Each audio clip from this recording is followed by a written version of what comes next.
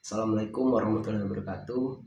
Sebelumnya perkenalkan, nama saya Ahmad Martones dengan NPM A1L023049 dari program studi bimbingan konseling Fakultas Keguruan dan Ilmu Pendidikan Universitas Bengkulu. Di sini saya akan menjelaskan materi tentang prokrastinasi. Jadi, apa sih prokrastinasi? Prokrastinasi adalah kebiasaan kita menunda-nunda tugas. Lalu kenapa kita harus memahami tentang prokrastinasi ini? Agar kita mengetahui apa pengertian dari prokrastinasi, dampak dari prokrastinasi, penyebabnya, lalu cara efektif untuk mengatasi kebiasaan menunda-nunda tugas atau prokrastinasi ini. Nah, yang pertama itu dampak dari prokrastinasi. Nah, dampak yang dihasilkan dari prokrastinasi ini adalah dampak negatif. Tidak ada dampak positif dari kebiasaan menunda tugas. Nah, yang pertama itu stres dan cemas. Kenapa? Ketika kita sering menunda tugas, di situ pasti kita akan dikejar deadline. Sehingga rasa stres dan cemas itu akan muncul. Lalu yang kedua, tubuh kita itu jadi tidak sehat atau menurunnya kesehatan tubuh. Kenapa? Ketika kita biasa atau melakukan prokrastinasi ini, pastinya kita akan mengerjakan tugas itu di waktu deadline yang dekat, sehingga kita pastinya akan bergadang, lalu berakibat ke penurunan kesehatan tubuh. Lalu yang ketiga itu ada emosi mudah meningkat. Jadi ketika tubuh kita kesehatan yang menurun, emosi itu mudah meningkat. Lalu yang paling penting itu hasil belajar. Hasil belajar kita pasti menurun. Kenapa? Karena ketika kita sudah terbiasa atau sering melakukan prokrastinasi ini, pasti hasil belajar kita akan menurun. Karena waktu pengerjaan tugas yang sudah dekat deadline, sehingga hasil atau pengerjaan tugas yang kita kerjakan itu pasti tidak maksimal karena dikejar-kejar oleh waktu deadline tadi. Lalu apa sih penyebab dari prokrastinasi? Nah, jadi penyebab dari prokrastinasi ini ada dua. Yang pertama itu dari faktor eksternal, faktor dari luar. Yang kedua itu ada faktor dari internal, faktor dari dalam.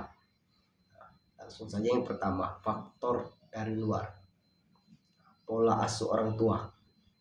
Yang pertama itu pola asuh orang tua. Pola asuh orang tua itu sangat berpengaruh. Ketika orang tua yang tidak terlalu mengawasi atau tidak terlalu memperhatikan keadaan anaknya, nah itu akan mengakibatkan prokrastinasi ini terjadi. Lalu adanya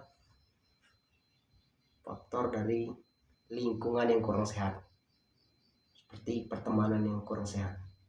Pertemanan itu sangat berpengaruh terhadap prokrastinasi atau kebiasaan menunda tugas. Jadi ketika kita berada di lingkungan yang kurang sehat atau pertemanan yang kurang sehat, maka di situ kita pastinya akan sering namanya melakukan gadang atau bermain game.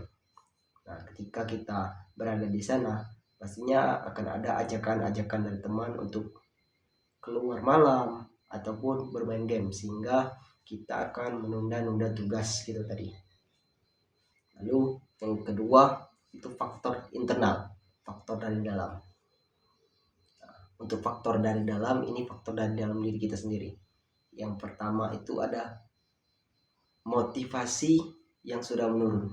Jadi ketika motivasi kita sudah menurun, di situ akan terjadi prokrastinasi atau kebiasaan menunda tugas. Semangat belajar kita tadi sudah mengurang, sehingga kita akan melakukan yang namanya menunda-nunda tugas. Lalu yang terakhir, bagaimana cara mengatasi prokrastinasi ini? Nah, jadi cara mengatasi prokrastinasi ini, yang pertama kita itu harus berkomitmen dulu bahwasanya kita tidak akan melakukan prokrastinasi atau kebiasaan menunda tugas Lalu yang kedua itu cari kembali motivasi belajar kita. Kenapa sih kita harus belajar? Cari kembali motivasi, kuatkan motivasi kembali agar prokrastinasi atau kebiasaan menunda tugas ini tadi tidak terjadi lagi. Lalu ada jauhi lingkungan yang kurang sehat. Carilah lingkungan yang sehat atau teman-teman yang mendukung. Jauhi lingkungan yang kurang sehat, lingkungan yang toksis, lingkungan orang yang suka begadang. Lalu ada buat jadwal belajar yang efektif. Dengan kita membuat jadwal yang efektif, di situ kebiasaan menunda tugas atau prokrastinasi ini tadi akan berkurang. Jadi ketika kita membuat jadwal, di situ kita harus memetakan mana tugas atau mana yang harus kita pelajari terlebih dahulu. Jadi ketika kita berhasil membuat jadwal belajar yang efektif dan juga kita dapat menerapkannya, di situ prokrastinasi dapat kita atasi.